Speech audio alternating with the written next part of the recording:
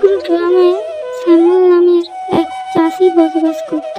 সে রোজ সকাল হলেই মাঠে চাষ করতে যেত। সে চাষ করতে গিয়ে দেখত যে তার সব ফসল নষ্ট করে দিয়েছে শিয়ালে। সে বাড়ি ফিরে আসতো হতাশ হয়ে। এসে তার বউকে বলতো, জানো বউ, এবারেও শিয়ালের সব ফসল নষ্ট করে দিয়েছে। চিন্তা করো না গো, পরের দিন গিয়ে দেখবে ধরতে পারো নাকি দুষ্টু শিয়ালটাকে। শিয়ালটা রোজ কাঁকড়া খুঁজতে মাঠে আসতো। আজ অনেক কাঁকড়া পেলাম, খুব মজা। আরেকবার দেখি ভালো করে পাওয়া যায় নাকি। কাঁকড়াগুলো খেতে খুব মজা। চাষের জমিতে ভালোই কাঁকড়া হয়। চাষি পরের দিনেও সেই দুষ্টু শিয়ালে ধরতে পারল না।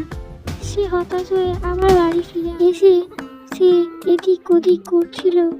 সেই সময় তার বাড়ির সামনে দিয়ে একটি লোক যাচ্ছিল।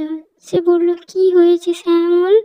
তখন শ্যামল বলল, আর কি বলবো, শিয়াল প্রতি রাতেই আমার জমিতে কাঁকড়া খুঁজতে আসে আর আমার সব ফসল নষ্ট করে দেয়। কি করা যায় বলো তো? আরে শ্যামল, বেড়া দিয়ে দেখো না, কি বেড়া দিলে আর আসতে পারবে না এই দুষ্টু শিয়াল। হ্যাঁ, ঠিকই বলেছেন আপনি। দেখি একবার কালকে করে যদি হয় তো। তারপর সে তার বউকে ডেকে বলল, ও বউ, আমি মাঠের দিকে যাচ্ছি ওই দুষ্টু শিয়ালটাকে ধরতে। তারপর চাষি তার জমিতে একটা বেড়া লাগিয়ে দিল যাতে না শিয়াল আসতে পারে। কিন্তু তার পরের দিনই সেই দুষ্টু শিয়ালটা বেড়া ভেঙে জমিতে কাঁকড়া খুঁজতে ঢুকলো আর মনে মনে বলল, আমার জন্য আবার বেড়া দিয়েছিস, আমি তো ফাঁদে আসছি না। এই বলে সে ওখান থেকে পালালো। তারপর চাষি ওখানে আসলো, বলল, আরে দুষ্টু শিয়াল, তুই আবার আমার চাষের জমি নষ্ট করে দিলি।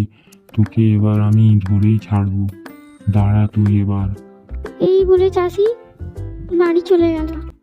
পরের দিন আবার দুষ্টু শিয়ালটা চাষির জমিতে কাঁকড়া খুঁজতে এসেছিল।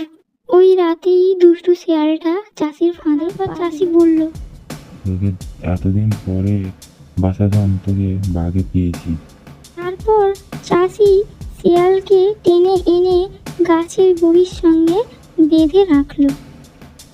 তারপর চাষি লেজেতে আগুন ধরিয়ে দিল, বলল, এবার বোঝ বাছা ধন, আমার অনেক ধান তুমি নষ্ট করেছো। পড়তেই দাউ দাউ করে জ্বলে উঠল শিয়ালের লেজ। সেই আগুনে বাঁধন গেল পুড়ে। তারা এই গোটা ক্ষেত জুড়ে ছুটি শুরু করলো শিয়াল। পাকা ধানের ক্ষেত, ধান গাছে শিয়ালের লেজের আগুন লেগে জ্বলে উঠল দাউ দাউ করে। আর চোখের পলকে গোটা ক্ষেতের পাকা ফসল পুড়ে ছাই হয়ে গেল। চোখের সামনে এই সর্বনাশ দেখে চাষি তখন কপাল চাপড়ে হাই হাই করতে লাগলো।